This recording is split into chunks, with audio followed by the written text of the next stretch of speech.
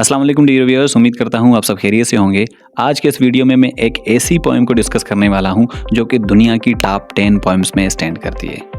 इस पोएम के लिखने वाले ने 4 बार पुलित्जर प्राइज जीता है। डियर व्यूअर्स, इस पोएम में ऐसी क्या खास बात है जो दुनिया के टॉप 10 पोएम्स में से कंसीडर की जाती है? इसकी सबसे जो मेन वजह है वो है डिसीजन मेकिंग। आपकी ज़िंदगी में कुछ ऐसे मोड़ आ जाते हैं जहाँ पे आपने डिसीजन लेनी होती है, तो आपने कुछ इंपॉर्टेंट डिसीजंस को किस तरह अपनी ज़िंदगी में लेना है उसके बारे में हमें सिखाती है। तो डियर व्यूअर्स, मैं बात कर रहा हूँ the road not taken, written by Robert Lee Frost.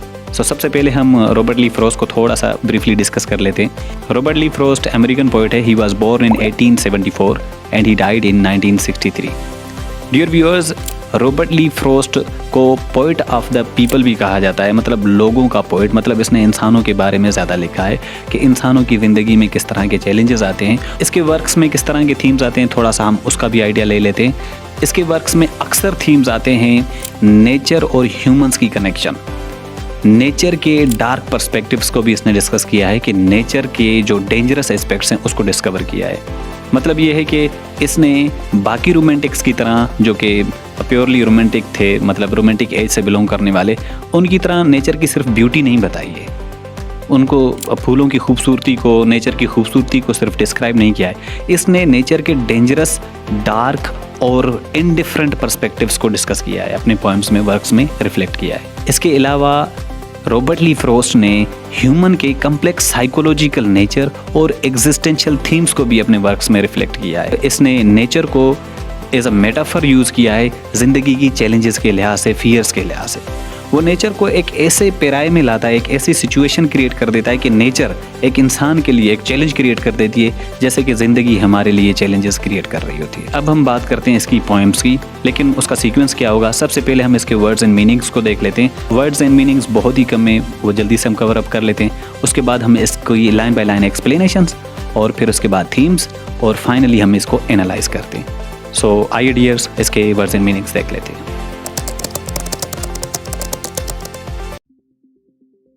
वो है डाइवर्ज। डाइवर्ज कहते हैं किसी भी चीज़ के सेपरेट होने को। इस पोएम में जो नरेटर है वो एक सड़क पे जा रहा होता है, एक रोड पे जा रहा होता है, तो वो रोड आगे जाके 2 रोड्स में कन्वर्ट हो जाता है, सेपरेट हो जाता है। तो इस सेपरेशन को हम कहते हैं, किसी चीज़ के सेपरेट होने को, स्प्लिट होने को, ड्रिफ्ट होने को हम डाइवर्ज कहते हैं। Undergrowth, anything that grows under some other things, so that is what we call undergrowth. Fair, fair means equal, something promising and beautiful, means something that is just, based on justice. Wanted, wear, wear कहते हैं पहनने को, wanted mean to desire for something. तो dear wears, wanted wear का जो phrase use हुआ है, यहाँ पे 2 रोड्स थे, 2 सड़कें थी। एक रोड लोग आते जाते थे तो उस पर अक्सर वॉक होती रहती थी। एक ऐसा रोड था जिस पे कोई वॉकिंग हुई ही नहीं थी, तो मतलब उस पर वॉकिंग की ज़रूरत थी। तो दैट रोड वाज डिज़ायरस और wanting that someone should walk on me. Trodden, trodden tread की 3rd फॉर्म है, and tread means to walk on grass. Hence, hence means from now onwards और in the future. Sigh, sigh means a long deep exhale out of exhaustion in order to relieve. Like for instance, we actually produce some airy sound like like this.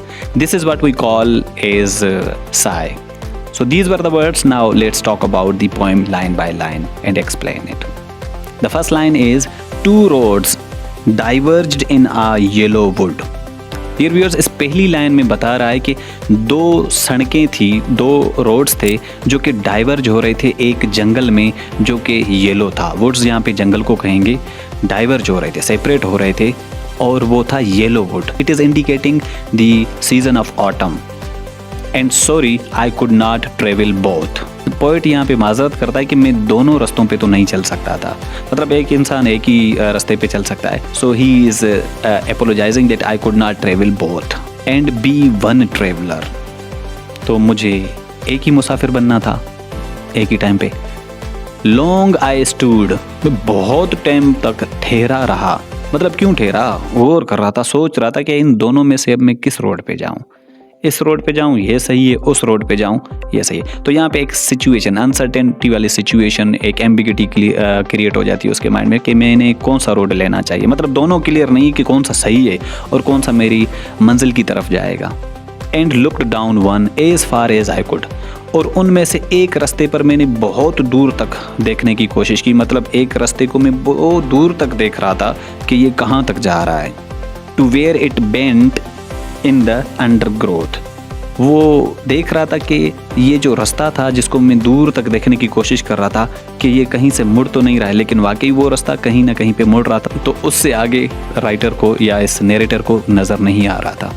अगला stanza है, and took the other as just as fair, फिर इसने जो है उन दोनों में से जिसकी तरफ देखा था उसकी तरफ नहीं गया, दूसरे रास्ते की तरफ ये जाने लगा जो इसको सही लग रहा था, प्रोमिसिंग लग रहा था, ब्यूटीफुल लग रहा था, या ये लग रहा था कि ये इसको अपनी मंजिल की तरफ लेके जाएगा। And having perhaps the better claim, और ये कहता है कि शायद यही मेरे लिए एक बेटर चॉइस है। बेटर क्लेम यहाँ पे एक बेटर चॉइस है, लेकिन वर्ड परहैप्स का इस्तेमाल हो रहा है। परहैप्स मीन अब भी उसको क्लैरिटी नहीं है, कंप्लीट स्टेट ऑफ सर्टेनिटी नहीं है कि वाकई यही रोड सही है कि नहीं।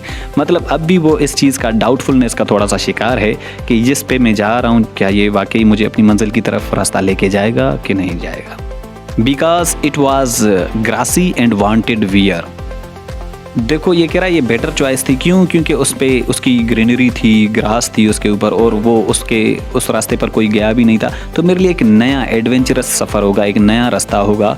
तो यहाँ पे एक इंडिकेशन मिल रहा है कि एक ऐसे रास्ते पर जाने का सोचा जो कि एक यूनिक डिसीजन होगी, जो कि न्यूअर डिसीजन होगी, हो सकता है एक एडवेंचरस डिसीजन हो जाए उसकी। Though as for that the passing there had worn them really about the same, और फिर ये कहता है कि उन दोनों सड़कों की तरफ में देखा तो दोनों पे वाक तो हुई थी, दोनों पे लोग गए तो थे, लेकिन एक पे ज़्यादा एक पे कम गए थे। मतलब एक रास्ता ज़्यादातर लोग उस रास्ते को इख्तियार करने वाले नहीं थे, एक रास्ता ज़्यादा इख्तियार किया गया था, एक रास्ते पे ज़्यादा ट्रेडिंग नहीं हुई थी या वॉकिंग नहीं हुई थी। अगला स्टेंजा है, and both that morning equally ले, और दोनों एक ही तरह के लग रहे थे या एक ही तरह के दिख रहे थे। In leaves no step had trodden black, और पत्ते इस तरह उनके ऊपर पड़े हुए थे उस मॉर्निंग को, तो पर्टिकुलरली इन दोनों में से एक रास्ते पर कोई नहीं गया। मतलब जिस पे पत्ते ज़्यादा पड़े हुए थे तो इस रास्ते की तरफ अक्सर लोग नहीं जा रहे। मतलब कुछ अरसा हुआ है या कुछ दिन हुए हैं कि इस रास्ते को अख्तियार नहीं किया जा रहा। Oh, I keep the first for another day, तो ये कहता है जो पहला मैं सोच रहा था जिस पे लोग अक्सर आया जाया करते थे, उसको मैंने अगले दिन के लिए रख दिया कि भाई मैं इस रास्ते पे किसी और दिन जाऊंगा। Yet knowing how way Leeds on two way, और उसको ये भी अंदाज़ा था कि मैं ये तो कह रहा हूँ कि बाद में आके मैं उसी रास्ते को जाके उसी रास्ते पे जाऊंगा जो रास्ता मैं अभी छोड़ रहा हूँ। मतलब उसके जहन में ये डाउट है कि जिस रास्ते पे जा रहा हूँ हो सकता है ये सही नहीं हो, और उसको फिर ये भी लग रहा है कि ये इस रास्ते पे मैं जिस पे जा रहा हूँ इसके बाद मैं वापस आ भी पाऊँगा कि नहीं, क्योंकि ये कह रहा है एक रास्ता फिर दूसरे रास्ते की तरफ मुझे लेके जाएगा, फिर दूसरे रास्ते से तीसरे रास्ते की तरफ, तो एक लिंक बनता जाएगा। मतलब ये ज़िंदगी की तरफ एक इशारा है कि आप जब एक मसले में आ जाते हैं या एक सिचुएशन में आ जाते हैं तो उससे एक और सिचुएशन क्रिएट होती है, फिर उस सिचुएशन से कुछ और सिचुएशंस क्रिएट हो जाती हैं। तो इस तरह हम ज़िंदगी के एक साइकिल में बिजी हो जाते हैं। तो क्या ये मुमकिन है कि मैं फिर वापस उसी जगह पे, उसी पॉइंट पे आके फिर इन दो रोड्स में से फिर दूसरे रोड की सिलेक्शन करूं? तो ज़िंदगी में कुछ ऐसे मोड़ आ जाते हैं कि आप जहां से जो डिसीजन लेते हो उस डिसीजन को आप रिवर्स नहीं कर सकते। तो यहाँ पे ये फिर खुद ही मान रहा है, इस चीज़ को तस्लीम कर रहा है, प्रोफेस कर रहा है कि क्या वाकई फिर ये मेरे लिए मुमकिन होगा कि मैं तो इस रास्ते पे जा रहा हूँ, इस रास्ते से तो फिर और रास्ते निकलते जाएंगे, मैं वापस भी उस रास्ते पर आ भी पाऊँगा कि नहीं। तो ये डाउट भी है उसके माइंड में। आई doubted if I should ever come back, फिर यहाँ आ भी पाऊँगा कि नहीं। अगला स्टेंजा है, I shall be telling this with a sigh, मतलब मैं ये एक हाय के साथ, हाय यहाँ पे साय जो है ये थोड़ा सा इंडिकेट कर रहा है रिग्रेट को भी, और हो सकता है रिलीफ के लिहाज से इस्तेमाल हुआ हो कि मैं बड़े सुकून के साथ बताऊंगा कि मैंने जो वो डिसीजन ली थी वो अच्छी ली थी, और हो सकता है मैं रिग्रेट के साथ बता रहा हूँगा आने वाले वक्त में कि मेरी ज़िंदगी का सबसे बड़ा और रॉन्ग डिसीजन था। Somewhere ages and ages hence, आज से लेकर आने वाले तमाम, मेरी ज़िंदगी तक आने वाले तमाम दौर तक मैं यही बताता रहूँगा, या तो मैं अपनी विक्ट्री का बता रहा हूँगा जो कि मुझे उस डिसीजन के बाद मैंने ज़िंदगी में विक्ट्री अचीव की, या तो फिर मैं अपने रिग्रेट को, मतलब ये एक हिसाब से ununderstood, incomprehensible, whether it is indication towards regretfulness or relief or victory. Two roads diverged in a wood and I. दो रास्ते, यही बता रहा हूँ, दो रास्ते जो कि बाद में जाके डाइवर्ज हो रहे थे और मैं I took the one less traveled by. उनमें से मैंने जिस पे कम सफ़र हुआ था या लोग कम गए थे, मैं उसकी तरफ सफ़र करके निकला था. And that has made all the difference. और इसी ने मेरी ज़िंदगी में सबसे बड़ा डिफरेंस क्रिएट किया जो मैं आज हूँ या जिस मकाम पे मैं हूँ. आइधर वो लॉस वाला मकाम है या जीत वाला. ये चीज़ें फिर उसके लिए एक हिस्ट्री बन जाएंगी, अपनी ज़िंदगी की सबसे बड़ी कहानी बन जाएंगी जो कि आने वाले लोगों को आने वाले दौर में बताता रहेगा. सो डियर व्यूअर्स, ये तो हो गई पोएम की एक्सप्लेनेशन. अब इस पोएम्स के हम थीम्स को ब्रीफली डिस्कस कर लेते हैं. सबसे जो इसका टॉप ट्रेंडिंग थीम है वो है choices and decision making. Dear viewers, ज़िंदगी में हर एक की ज़िंदगी में कुछ ऐसे मोड़ आ जाते हैं जहाँ पे हम लोग मजबूर हो जाते हैं, या तो ये डिसीजन लेनी है या तो वो डिसीजन लेनी है. तो इस तरह की सिचुएशन इस नरेटर के लिए भी इस पोएम में आई हुई है.